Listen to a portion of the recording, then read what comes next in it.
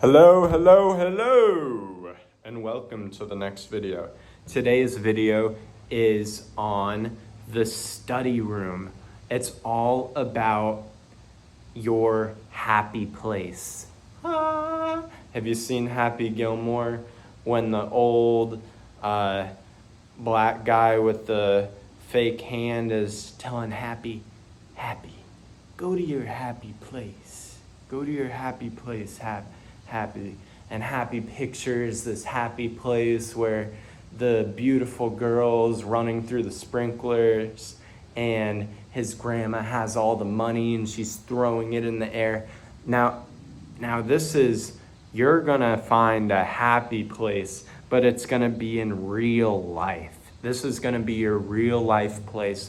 This is gonna be where you're getting your work done, where you're going into deep work, where you're going through that list you've created of specific goals on how to achieve whatever it is that you want, whether it's money, whether it's a job, whether it's grades, anything.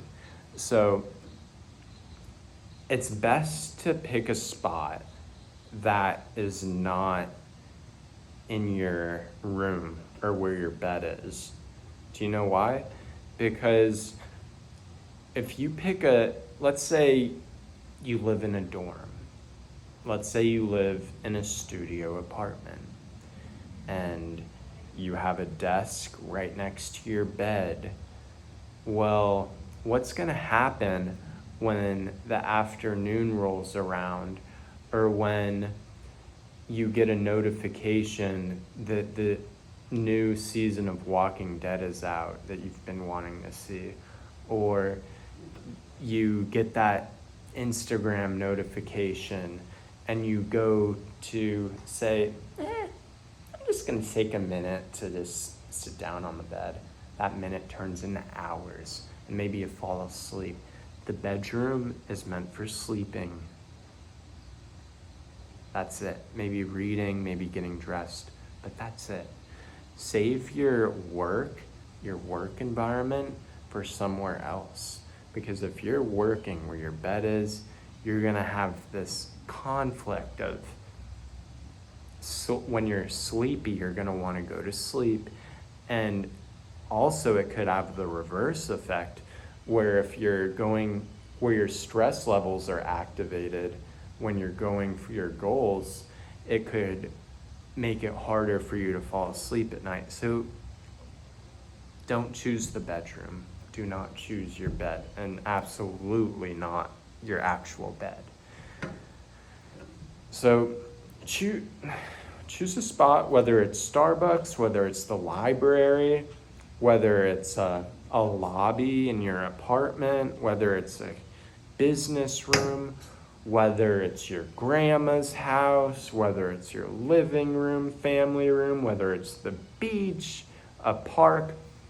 Pick a spot where you know you will have minimal distractions and know you can go into deep work. And when you pick your spot,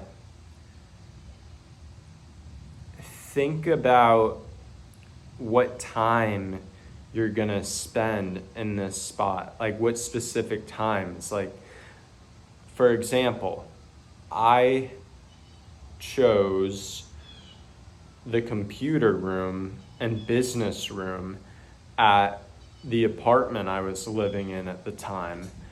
And it was perfect.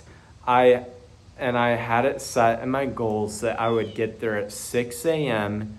and I wouldn't leave until 11 a.m. Having that boundary set of when I'm gonna get there, getting there on time. I would have to get there on time like it was a job, and I'd get there, I'd put in the work until 11 a.m. and I'd be pretty much done for the day. I might do something small later on in my apartment in the living room area.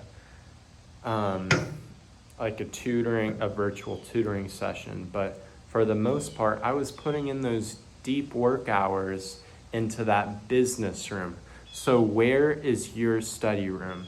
I want you to pick one, and if you don't like it, you can always switch it. But right now, I want you to just pick one and go to it and start going through your goals there. And maybe your goal requires you to be moving. Maybe your goal is to run a marathon. And so your happy place or deep workspace or study space might be your neighborhood, or it could be a couple different places, like a certain forest or national park near you. Whatever it is, wherever you have to go, whether you have to go to Spain, whether you have to go to Antarctica, whether you have to go to the beach or the club to achieve your goals, wherever it is, pick a place and make it happen. I'll see you in the next video.